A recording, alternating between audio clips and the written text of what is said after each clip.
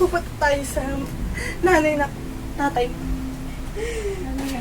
Kailangan natin magmakaawa tayo. Tayo mag-inom. Nanay ng tatay mo?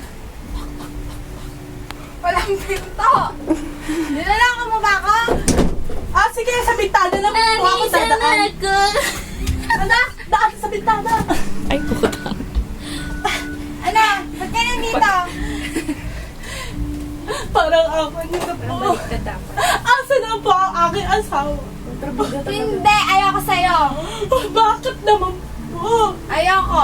Nakita niyo po ba yung apo niyo? Napakaganda. Ba't ganyan, pinkish? Uso po yan. Ayoko! Ayoko sa'yo!